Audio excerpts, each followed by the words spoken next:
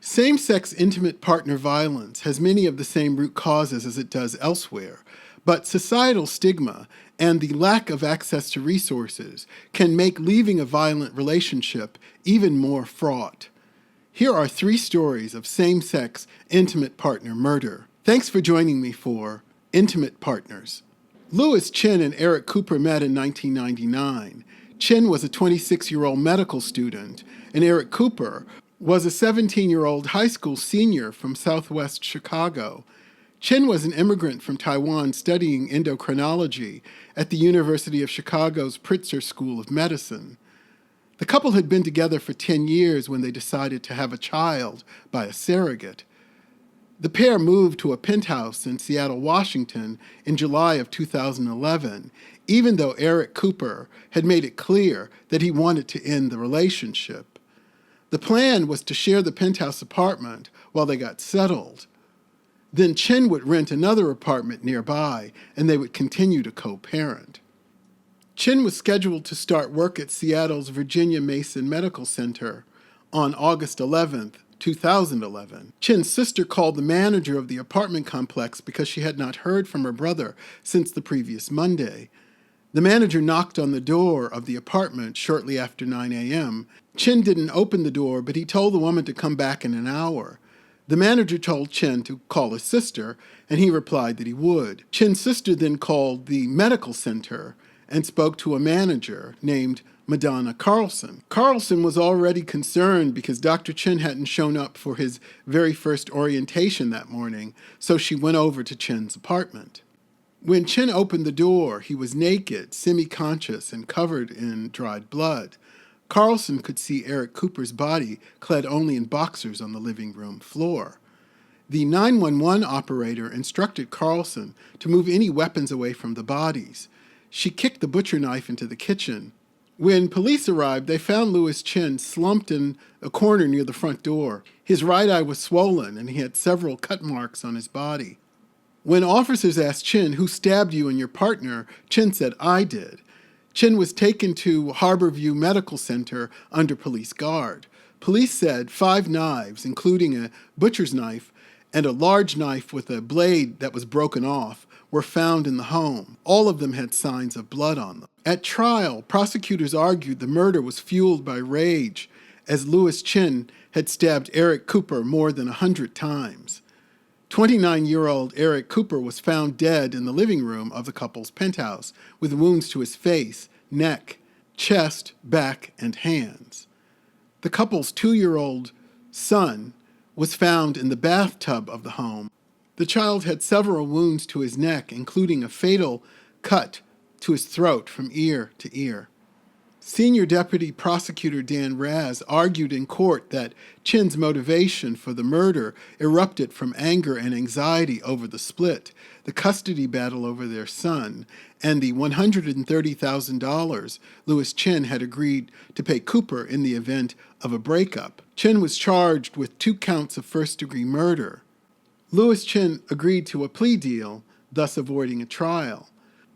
As both sides wrangled over the length of the sentence that Chen would actually get, the prosecution told the judge, Eric knew that his attacker was a man he'd loved for 12 years, the father of his son, and a man he had felt he could safely live with in spite of their impending separation. Chen's attorneys offered as means of mitigation the fact that Lewis Chen suffered from a history of depression and paranoia, which was combined with an excessive use of cough syrup and self-medication. The combination led to a psychotic break, which caused Chen to carry out the killings. A doctor hired by the defense claimed Chen suffered a psychotic episode because of the over-counter cold medication. This defense is reminiscent of the derisively named Twinkie defense. In 1978, Supervisor Dan White murdered Supervisor Harvey Milk and Mayor George Moscone in San Francisco City Hall. His defense claimed White suffered from diminished capacity as a result of his depression, a symptom of which was a change in his diet from healthy food to Twinkies and other sugary foods. White was found guilty, serving only 5 years of a 7-year prison sentence. In the prosecution's persistence memorandum, which is a document written by criminal defense lawyers to the judge to present a more complete picture of the defendant and the crime, they wrote, "Most assuredly, in those final moments, Eric's thoughts turned to his beloved son, Cooper, who was right there in the apartment, possibly watching the attack." The prosecution told the judge that Louis Chen was a high-functioning person with no previous history of mental illness, that Chen had convinced Eric Cooper to move to a beautiful penthouse in Seattle, Washington, as a way to hold on to the relationship. But when Eric Cooper insisted that he was leaving the relationship, Chen, in a blind rage, murdered his partner of nearly 12 years and their 2.5-year-old child, Cooper Chen, as an act of family annihilation. Louis Chen pled guilty to first-degree murder of his son and second-degree murder of his partner, Eric Cooper. Chen received a 49-year prison sentence for the two murders. On September 23, 2011, 35-year-old Shawndell McLeod left home for her 5 a.m. shift at the Life Care Center of Gwinnett, a nursing home in Lawrenceville, Georgia, where she was a cook. She never arrived and has never been heard from again. DeKalb County Police Detective Guest said it was like she dropped off the face of the earth. As police pieced together the events of Miss McLeod's life, it became clear that she was being stalked by an obsessed former lover in the days and months before she disappeared. Ms. McLeod's mother said her daughter was stable and reliable. She said she had bought a home and a car. The car was found abandoned 40 miles from her home. Detective Guest theorized that Shawndell McLeod was snatched when she left home for her 5 a.m. shift. Joyce Pelzer, a fellow nursing home employee, was the immediate suspect. Pelzer and McLeod's fellow worker said Pelzer had a frightening obsession with McLeod. According to police, Pelzer and McLeod had a rapidly moving romance, with Pelzer moving into McLeod's home. The relationship seemed to be stable for several years, but there was trouble brewing. Shawndell McLeod told her mother that she wasn't happy and she wanted to end the relationship. Once she broke the news to Pelzer, things became frightening, with Shawndell growing increasingly afraid of her soon-to-be ex. Pelzer told friends and co-workers that she wouldn't let Shawndell go without a fight. She told them that Shawndell was hers and that she'd do anything to keep her. At one stage, Pelzer threatened to end both their lives in a murder-suicide. McLeod talked her down, later telling her mother that she had never begged so hard in her life. McLeod called the police on that occasion, but Pelzer fled before the police arrived. A warrant was issued for Pelzer's arrest for assaulting Ms. McLeod. After their breakup, McLeod began dating and sleeping at her new boyfriend's house.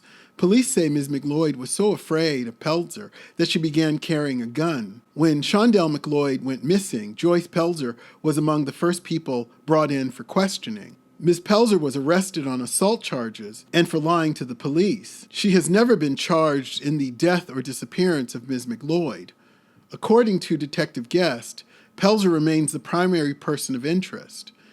As the public memory of Shawndell McLeod's disappearance began to fade, and as her family entered into that rarefied air of loved ones living in the limbo of unknowing, another murder would once again thrust Shawndell McLeod's disappearance into the spotlight. On Monday, December 10, 2018, around 10:30 a.m., Joyce Marie Lewis-Pelzer, age 42, fled Motel 6 in Conyers, Georgia. When police arrived on the scene, they discovered Rosalind Renee Lewis barely alive. She had sustained 30 to 40 stab wounds. When asked by the police who had stabbed her, Ms. Lewis told them that she had been stabbed by her wife. Rosalind Renee Lewis suffered a cardiac arrest while being transported to the hospital, where she was pronounced dead on arrival. The Conyers Police Department issued a be on the lookout with a physical description of Lewis-Pelzer and her vehicle, a black Nissan. Police believed that Lewis-Pelzer had fled the Motel 6 and was possibly traveling south towards Florida. After 2 attempts to stop Lewis-Pelzer's car, and with Lewis-Pelzer and the police exchanging gunfire, Lewis-Pelzer was finally stopped, treated for her injuries, and transferred to a hospital in police custody. On trial in 2019, Pelzer was found guilty of first-degree murder in the Motel 6 homicide and sentenced to life in prison without parole. She remains the prime suspect in the disappearance and probable murder of Shawndell McLeod. When asked for her thoughts, Shawndell McLeod's mother said, "I hope one day she will come back home." Alan Lantienne moved to Toronto, Canada, from a small town in New Brunswick and began his career in accounting. He also started a successful catering business. Back then, he couldn't have known how love would end in tragedy when, in the mid-1990s, he met lawyer Dimitri Papasantario at a Toronto bus stop. Their romance grew, and they were married in 1998. Over the intervening 13 years, the marriage became strained to the breaking point until Alan Lantienne's body was discovered in his home. He had been bludgeoned to death. One of the things to grab the detective's attention right away was the fact that Anthony Lantienne's husband of 13 years was living in Greece at the time of his murder. As investigators dug into the couple's marriage, loved ones divulged that the two had been experiencing problems. Papasantario Lantienne reportedly had issues with all of his husband's friends, and he wouldn't allow any of them into the house. According to police, Lantienne's friends were relieved when Papasantario Lantienne was accepted into a PhD program in Switzerland in 2009. He closed his law practice in early February 2010 and moved to Switzerland. The distance only added to Mr. Lantienne's stress, however. In addition to covering their living expenses in Canada, Alan Lantienne was supporting his husband's life in Switzerland. Just days before he was murdered, Alan Lantienne told his friends he had refused to send Papasantario Lantienne any more money and that he had cut him off financially. When the police spoke to Dimitri Papasantario Lantienne, he revealed that he had left his PhD program in Switzerland and was now living in Athens, Greece. When asked why he hadn't returned to Canada following his husband's death, Papasantario Lantienne responded by saying that the two were living separate lives and that they were in an open relationship. Papasantario Lantienne only returned to Canada in 2011 to appear at a court hearing regarding the insurance money. When he landed in Canada, he was promptly arrested. Police found a man calling himself Michael Jones, claiming to be an employee of a law firm that was processing Lantienne's death benefits. The request form had been notarized and signed by Papasantario Lantienne, but the cause of death was left blank on the form. When asked to complete that part of the form, Michael Jones wrote in bludgeoning. The manner of death hadn't been made public. Police discovered that Papasantario Lantienne might have abandoned his husband, but he didn't abandon his lover, Michael Ivzik. He paid for Ivzik's flights to visit him in Switzerland and in Greece. What's truly twisted about this is that he most likely used the money from his husband to pay for those flights. The prosecution asserted that the two men had conspired to murder Alan Lantienne so that they might claim his $2 million life insurance policy. The prosecution would show the jury a $50,000 bank transfer from Papasantario Lantienne to Ivzik. The two men were charged with first-degree murder. Papasantario Lantienne and his lawyers used every available legal tactic to avoid his extradition from Greece. In the first charging, however, in 2014, an Ontario court released Dimitri Papasantario Lantienne, finding that there wasn't enough evidence to convict him, but a higher court would reinstate the first-degree murder charges. But by then, Papasantario Lantienne was already back in Greece. It would take 7 years of legal wrangling and an extradition treaty before Papasantario Lantienne was returned to Canada, to Toronto, to stand trial for the murder of his husband. Once the trial did begin, it would take nearly 6 months, in part because Michael Ivzik fired his lawyers halfway through the trial and elected to represent himself. Ivzik had a wife and 3 children in Mississauga, Toronto. He claimed that he was at the family home at the time of the murder. He advanced the idea that he had been framed and that Alan Lantienne was promiscuous and that there were other suspects. The prosecution told the jury that Dimitri Papasantario Lantienne had arranged for his husband to be at home at a specific time, knowing that Ivzik was lying in wait. The problem with the other guy did it theory for Ivzik is that his DNA was found under the fingernails of Anthony Lantienne's right hand. Isaac didn't deny that the DNA was his. He argued instead that his DNA had been planted or that it had gotten there as a result of innocent transfer. The innocent transfer was a pimple-popping incident he said occurred over lunch with Alan Lantier. In its closing remarks, the prosecution told the jury this was not a spontaneous response to a lover's quarrel or a couple of drug dealers fighting over turf.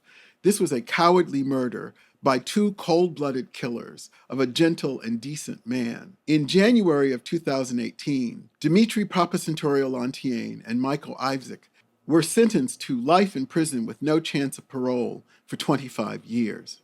Domestic and intimate partner violence in the queer community is often hidden, and so its victims are often silenced. That's why I think it's so important to tell these stories and to offer a way out. If you or anyone you know is a victim of intimate partner violence, there is help for you. You are not alone. Remember, you deserve to live a life free of violence of any kind. Thank you for listening. Please subscribe to the channel and like the video and podcast. See you next time.